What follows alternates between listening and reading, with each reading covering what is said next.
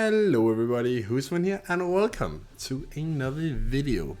In this video we will be taking a look at our next Pokemon expansion, Shrouded Fable. Shrouded Fable will have release on August the 2nd, which means that it is legal for Worlds, so it's super important. We only had NISC as our Twilight Masquerade format, and now we get a new set. This is a subset, it's not a main set. So it's not as big or as impactful as a new set normally will be.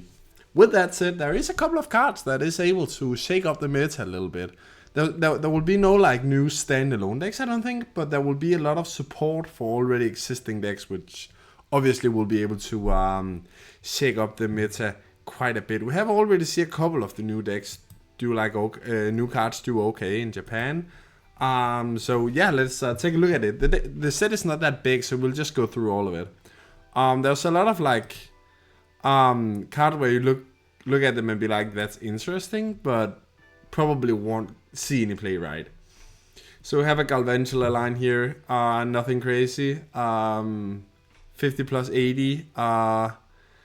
If you have any lightning energy attached, you would need both a grass and a lightning to do like 130, but plus 50 if it has an ability, so that's 180. And it's like, you can do 180 damage, right, with a one pricer, so that's okay, but probably not like worth mentioning or whatever. Then we have a Rowlet, or I guess a Decidueye line, but the interesting part about this Decidueye line is actually the Dartrix. Because the Dartrix have the United Wings attack. 20 damage, this attack does 20 damage for each Pokemon in your discard pile with the United Wings attack. And we already have, I think, 4 Pokemons with the United Wing attack.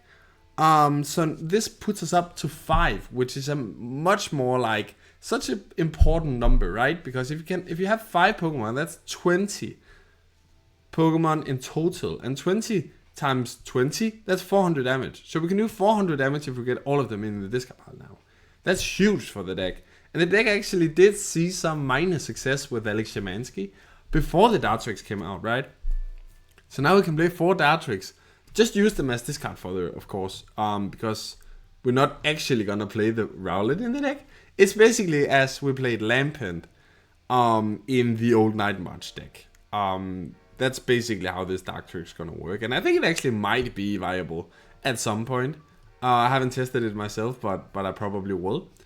The Decidueye is nothing crazy either. 170 damage, this kind of basic grass energy from yeah.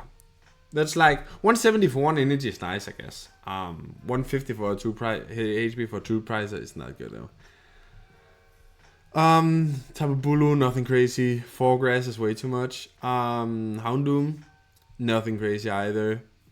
100 doesn't really matter, right? Then we have a Iron Moth. Every time we get a new like new future or ancient Pokemon, it will be interesting, especially for the ancient, because we have the ancient box deck. So every Pokemon that can help just a little bit can potentially be huge for that archetype.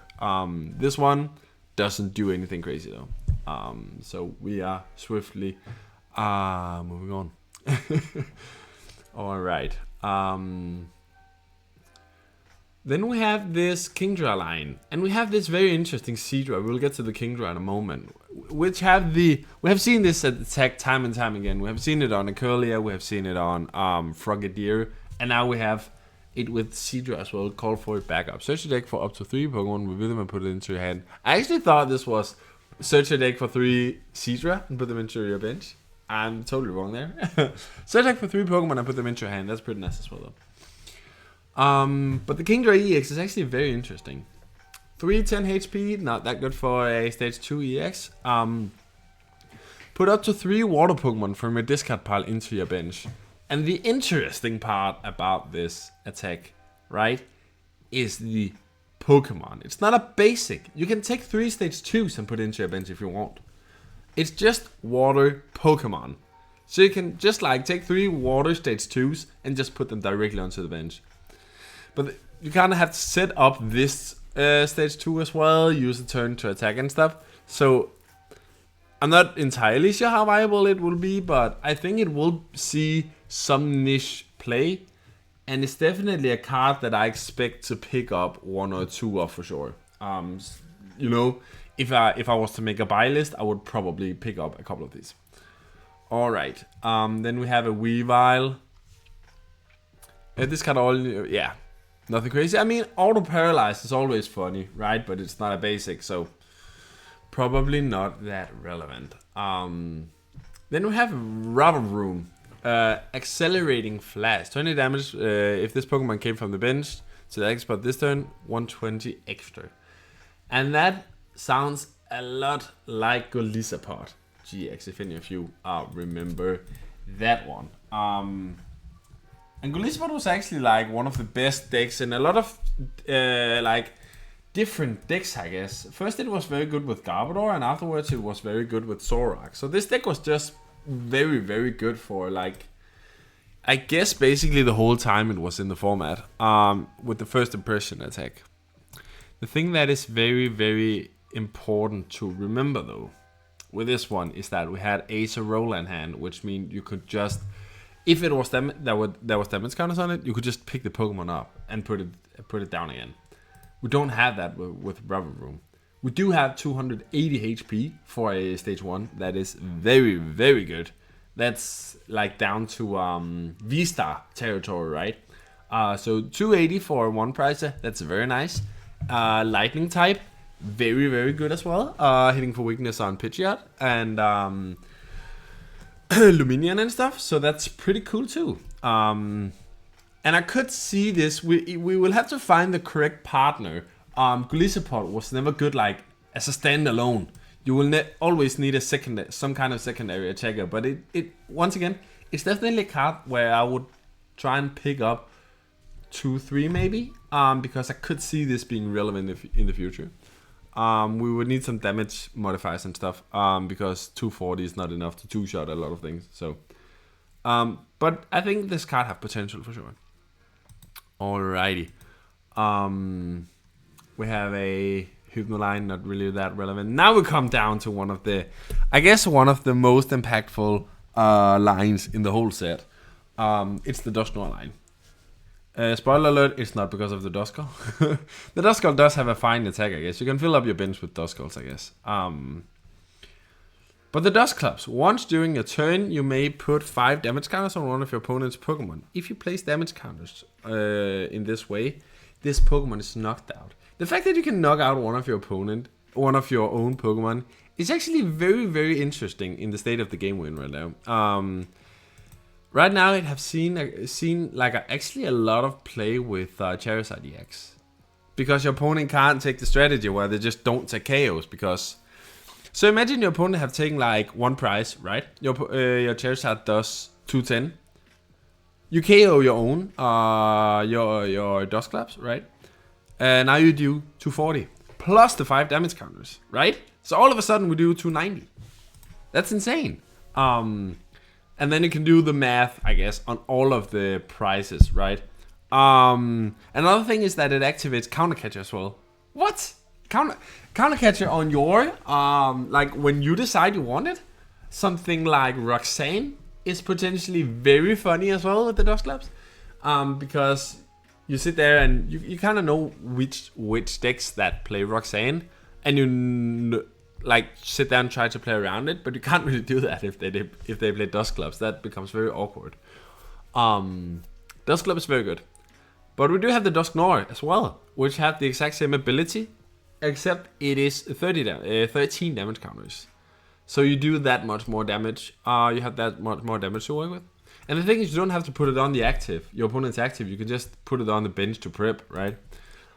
So this line have seen a lot of success with Charizard in Japan right now, which is very, very interesting. I think it's a very interesting combo that I can't wait to play around with myself. I don't think it's only Charizard that can use this. I think it has a lot of...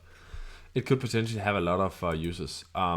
Imagine again something like Control, right? Where your opponent don't take any prizes, and now you can kind of take a prize, pop your own Dusclops, and be like, okay, you still can't use Countercatcher. Yeah. Cursed Bomb is very, very fun and interesting for sure. All right. Then we have a Colocasia. You might turn one of your face down price cards face up. If you do this attack does 80 more damage, why would you not do that, right? I guess you could play this. I guess you could play this in God of War. 160 for 3. I don't know. Maybe. I think it has potential. If I decide to open some packs, I would definitely put this to side. At least one. Because I could see it being relevant.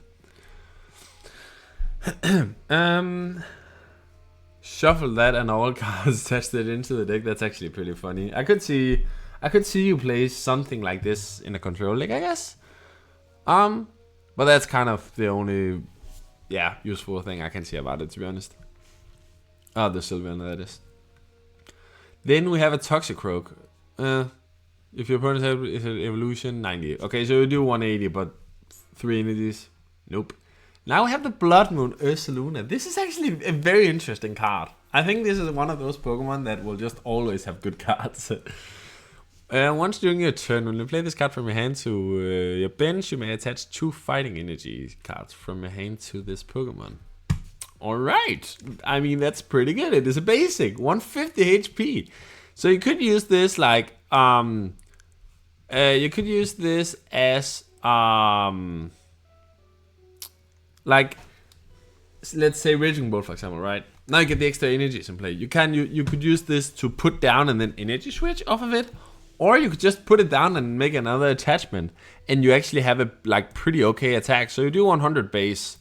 And if they have like 3 damage counters on it, then it does 190 all of a sudden. And then it like actually pretty rapidly wraps up. Like if you just used 1 Dust Clubs, for example, right? Then it would have 5 damage counters. That's 250. Plus the 5 damage counters, that means you KO a lot of stuff, right?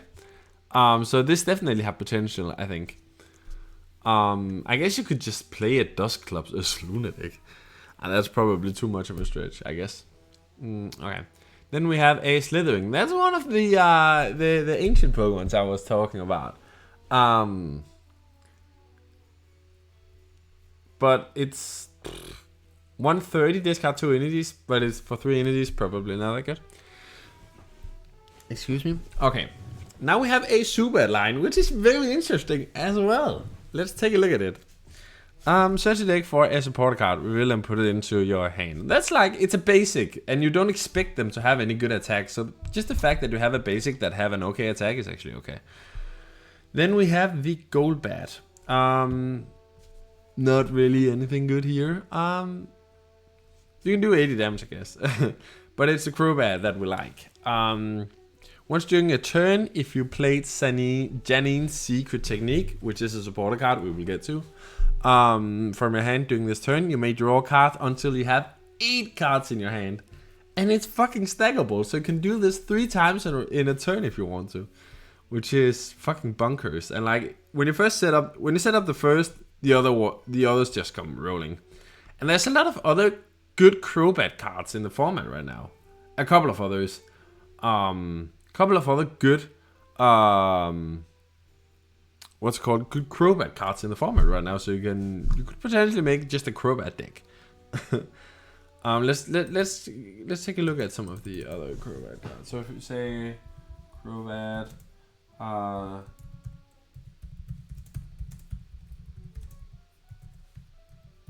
something like this. Yeah, so we have this one, right? Oh, that didn't help, did it? Oh, we have it right here. Choose item cards or supporter cards. During your opponent's next turn, you can't play those cards. Right? That's funny. A little bit of disruption. And then we have this one, right? I don't know if you can see it, but the second attack says, this attack does 50 damage, I think, to your opponent's Pokemon. And if you knocked out a Pokemon this way, you take 2 more prizes. 2 more? That's so much. You basically only need to take two KOs that game, right? You do only have to take 2 KOs that game. So like, if you can sit there and stall with the one of the Crobats and then take the KO with this with the extra prizes Crobat, I don't know. I think that could be some fun rogue shenanigans there. Then we have a Absol. If you have at least 70 damage for, like, this could actually be interesting. Like, we played the Morpeko in Moon before, right? And this is just one attachment. Still think Morpeko is better. You'd have free retreat as well. So, then we have a Zorua. Nope. Zorak. Phantom Jack. This deck does for each of your opponent's EX and Pokemon V gameplay. This is actually interesting. I could see this. Does a maximum of 360, right? But they will probably play around it. I don't. Maybe something like a Raging Bolt. It could be very fun against Raging Bolt. Probably not worth the inclusion though of a stage 1. You may have your opponent shuffle that deck. Wow. And then we have a Malamar. Conspiracy Tentacles. Switch one of your opponent's Pokemon, you do 200 to the new active. If you did not place a Rosex plan from this turn... Okay, this is so bad though. Okay, then we have Yveltal with the Flying Flip. Put 2 damage counters on each of your opponent's Pokemon that has any damage counters on it. Oh, it actually needs to have damage counters on it? I thought it just did the attack. That's so bad then. That's very bad.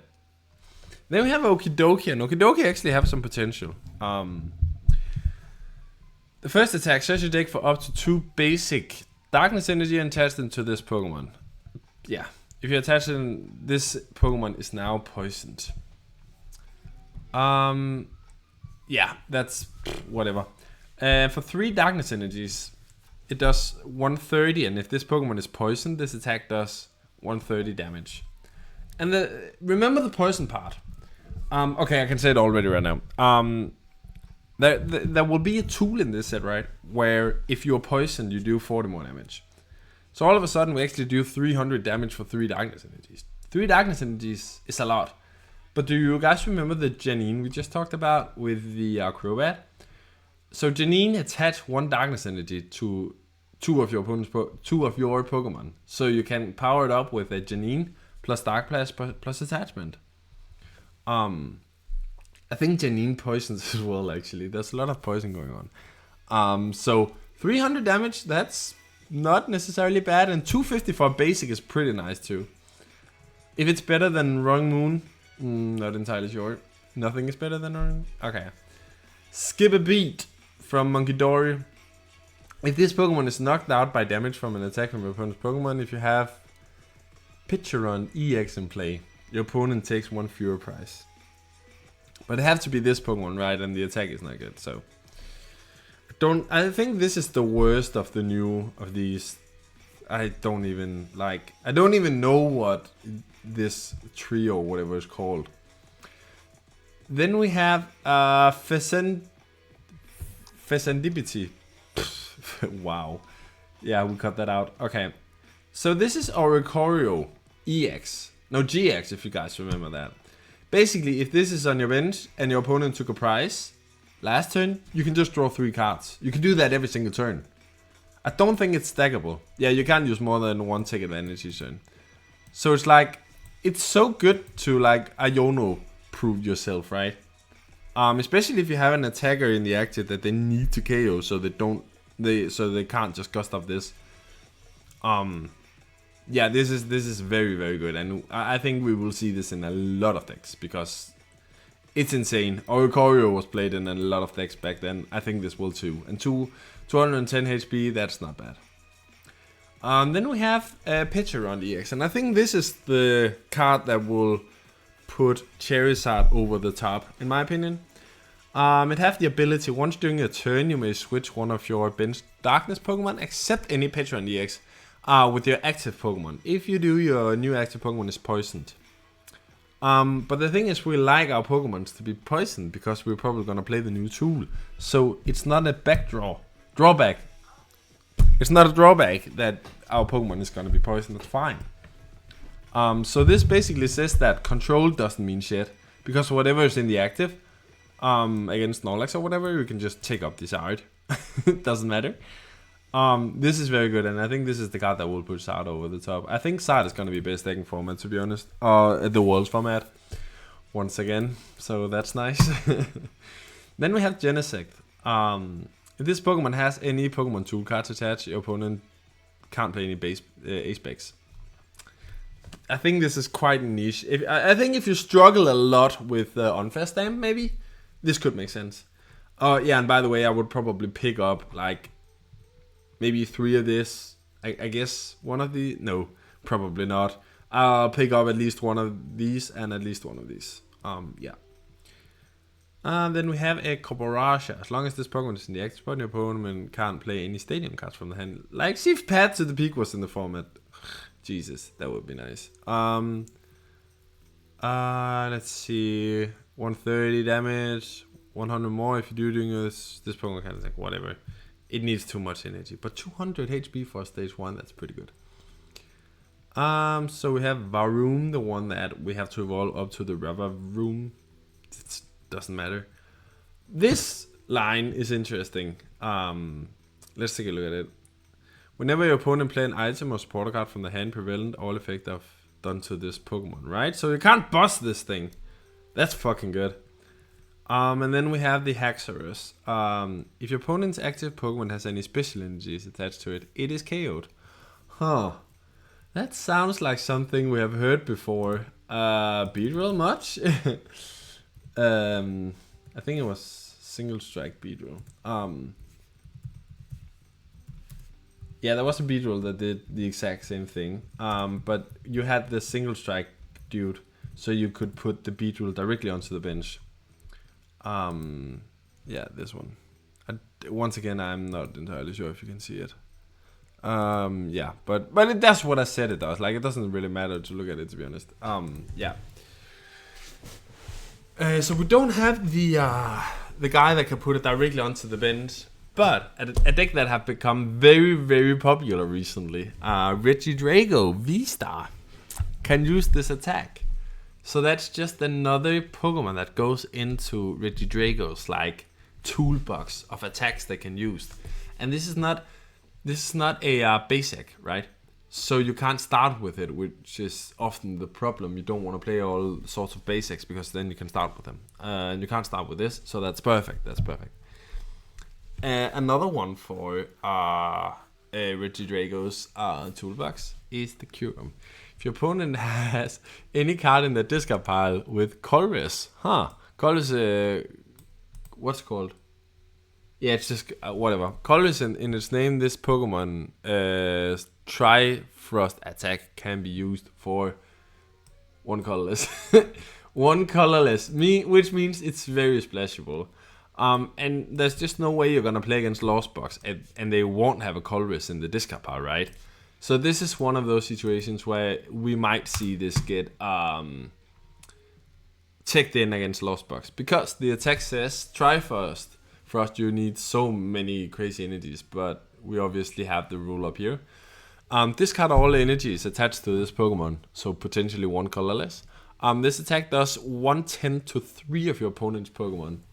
So you just take 3 prizes if they don't have a Manaphy down. This could be very good against a lot of decks, And once again, that's an attack that Regidrago can use. But you will need to discard 3 energy, so that's kind of rough. I'm not really sure how relevant that's gonna be. Time will tell, I guess. Yeah, that's nothing. Another Eevee. Search your deck for up to 3 basic energy cards of different types. Reveal them and put them into your hand. Probably not. Let's be honest, probably not. Search your deck for basic. Yeah, probably not. So this is where it Binding Moji. Now we get to the training cards. Binding Moji. This attack of the poison Pokemon this card is attached to does 40 more damage to your opponent's active Pokemon. So you just use the Picturan or whatever it's called. Let's see. Let's see. This one. You just do this, get poison, and then the Moji works. The thing is, You have to have had your Pokemon that you want to get the Moji on. You have to have that on the bench at the start of the turn so you can pitch around. Or being able to retreat it or something like that. So that, I guess that could be a tad bit awkward, but I think it would be like, you just have to be wary of what you promote, I guess. So that's such a good combo. Let's see. So we have a Cassiopeia. You can use this card only if it's the last card in your hand. Search your deck for up to 2 cards and put them into your hand, then shuffle your deck. This is interesting, right? You need to have a bad hand, and you only search 2 out, but you don't make your hand stronger. It would probably just to find something you need right here, right now. So I don't know about this card. I guess it could. Who knows? Like, once again, get a couple of them, because you fucking never know. Colorless Tenacity. Search your deck for a Stadium card and an energy card, reveal them and put them into your hand. Something interesting about this card, right? It says energy card. And there's nothing in the format right now that searches out special energies. I guess Energy Lotto kinda does, but nothing searches out stadiums and energies. So this card could definitely see some play, I think. Get a couple of them, because you never know. Get a couple of them. Dangerous Laser. Your opponent's active Pokemon is now burned and confused. So Hypotoxic Laser of some sort. You just don't have to flip for confusion. No, that's a sleep. It's poison and a sleep, and this is burning confused. Okay. I guess it is a little bit reminiscent on Hypotoxic. I don't see why you would play this over Catcher or something like that. Like, Catcher is just too strong to not play over this. Or Unfast Stamp, of course. So here is the Janine that we talked about earlier. Choose up to 2 of your Dark Pokemon. For each of those Pokemon, search your deck for a basic... and it's deck as well, so you can do it very early as well. And attach it to that Pokemon. Then shuffle. If you attached any energy to your active Pokemon this way, that Pokemon is now poisoned. So I guess this is another way to poison your active Pokemon, but don't count on it. Then I guess maybe. I would say there's both positive and negative things about it being from the deck. Because it's very, very nice early game, but could be kind of awkward late game, I guess. So, I guess overall it's better from the deck, in my opinion. You don't have to play Vessel and all that jazz. You probably still would, because you need the hand attachment. But, yeah, it's nice it's from the deck, I think. Could play one of these in Moon, I guess, so you can use that early game. I don't know. Sardas from the hand is... No, it's from... Yeah, it's from Disc Pile. Never mind. Then we have a neutral center, which is our first Ace-Spec Stadium. Prevent all damage done to Pokemon that don't have a root box by attacks from your opponent's Pokemon EX and Pokemon V. So this obviously like counts for both sides, right? Yeah, that's pretty interesting. Once again, I don't see this. Maybe in Control, I guess. I don't know. Once during each player's turn, that player may put a card from the hand on top of the deck. I saw some combination with this, but I can't really remember what it was. I think it was a Slowking that comes out later. But that's not in this set. I'm 99% sure. But yeah, this is for very, very specific combos, I feel like. To put very specific cards in the prizes, because they somehow interact with the prizes, right? So yeah. Night Stretcher and not Rescue Stretcher, as so many people thought when they hadn't seen the translations yet. Put a Pokemon or a basic energy card from a discard pile into your hand. Pretty nice. It's not necessarily... It is a bit worse than Rescue Stretcher, because Rescue Stretcher were able to shuffle in 3 Pokemon. This can take a basic energy, but I don't really see you doing that too much. So, Pokevital A. Heal 150 damage from one of your Pokemon. If this card is in the discard pile, it cannot be put into your hand or shuffled into your deck, which is very interesting why they added this text down here. it's not like this card is overpowered or anything like that. So I don't really see how you need that restraint, because you don't have that on all your other on all your other aspects. But we move. Don't see this seeing too much play, but who knows? Maybe control or something like that. At the end of your turn, if the Pokemon this card is attached to is in the active spot, you may attach a basic energy from your discard pile to that Pokemon. And this is interesting because you can attack and this will still trigger. Like, it doesn't say anything about that. So you could just prep, I guess, a little bit for next turn, but I don't see this seeing too much play, to be honest. Yeah, probably not. And then we have the Xerosic's Plan. Your opponent discard cards from the hand until they have 3 cards in their hand. Yep. We will definitely see this in control. We will definitely see this in control. I think this is interesting for sure. Yeah. I mean, I think we will. I think we will. It's gonna be interesting for sure. So, yeah. This is the whole Shrouded Fable set. As you can see, there is some interesting cards, something that will shake up the meta a little bit, because if you push one side of the meta, it will change all the way on the other side. The fact that Charizard will start to see more play, start so many other interactions in the meta, right? And will like make waves, if that makes sense. So yeah, Shrouded Fable, 2nd of August. So as I said, once again, will be our Worlds set. In the next couple of days, I will analyze some early lists that are utilizing these cards. So stay tuned for that. Make sure not to miss it. So consider subscribing so you will get notified when I will post these videos. Yeah, and now there's nothing more else to say than thank you so much for watching. I really appreciate it, and have a good day. Hey.